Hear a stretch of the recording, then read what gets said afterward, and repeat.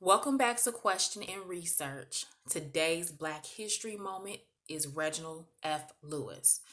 Don't forget to subscribe, comment, like, share. Also, follow me on Instagram. It's all one word, Question and Research, no symbols, just one word. And good afternoon.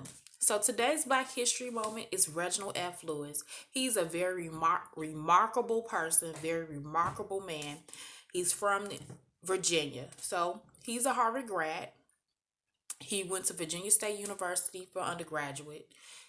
He was an all American athlete. So first, let's start with this. He was born in 1942 and he passed in 1993 from a brain tumor. How I first found out about Reginald F. Lewis, my brother introduced me to him. Not personally, but he introduced me to him by saying he's the first black billionaire. So I read some of his book. Now he has a book called Why Should White Guys Have All the Fun?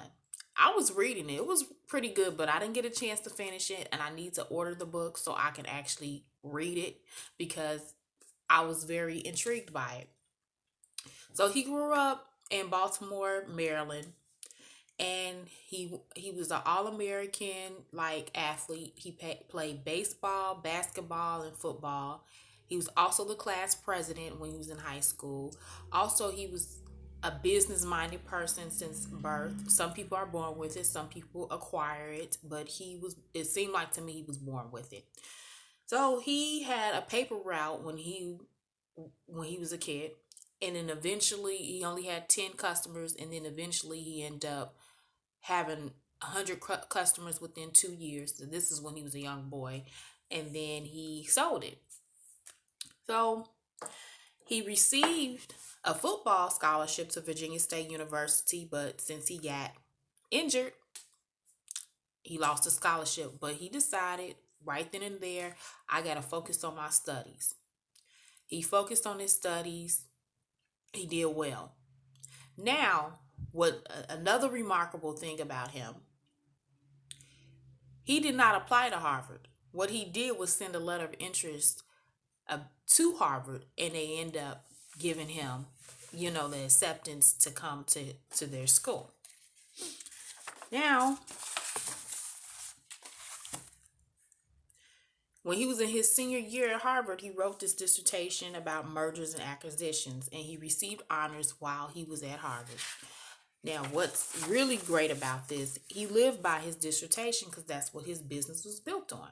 Now, he graduated from Harvard in 1968. He received a job practicing corporate law in New York City. He also worked on Wall Street for 2 years when he set up his own law firm. He also was a counselor for major corporations like General Foods and Edible Edible Life, Equitable Life, excuse me. And his clientele was mainly minority based owned businesses. He also was a counsel on the New York based Commission for Racial Justice, and he represented the Wilmington, Tennessee, forcing North Carolina to pay interest on the Wilmington 10 bond.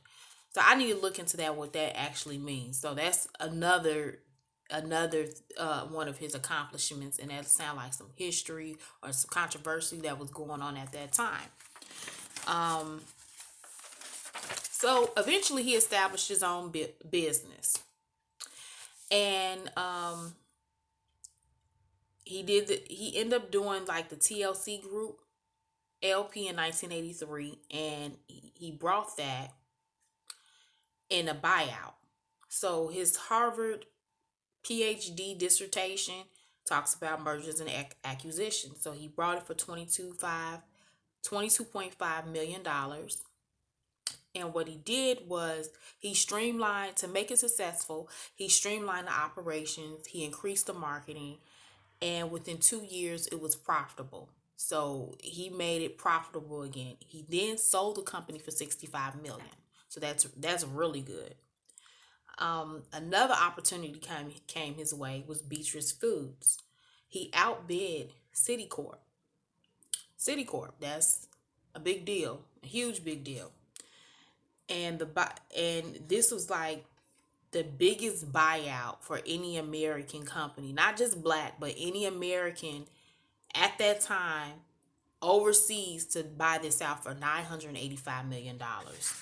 So he was really, really moving and shaking and going. He knew that time was of the essence. I'm going to speak on that a little bit more about time and putting things forth and putting effort into it, having a plan. He was very strategic. So eventually, the company's sales for Beatrice International Foods came to 1.8 billion. And to me, he just moved very quickly. He moved very quickly, and it was very inspiring. Now, unfortunately, he ended up passing at the age of 50 because he had a brain tumor. So that's what my brother was telling me about, Reginald Lewis. So thank you.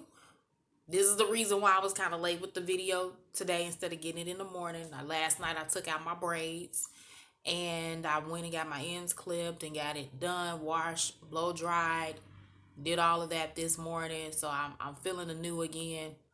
Those braids, it was time for them to come out. It was time for them to come out 2 weeks ago. But thank you again for listening to the Black History Moment today. Reginald F. Lewis. If you want to, go on Amazon, look up the book, try to buy it, read about it. You can also get a snippet on Google Reads to read a little bit of the book, like the preface of the book, to get a feel for it. But I enjoyed what I read so far. I didn't get a chance to read the rest of it, but it was really good. Another encouraging figure in Black History Month. So make sure you check out my Instagram. Make sure you like, comment, and subscribe to this channel and give your thoughts. Thank you.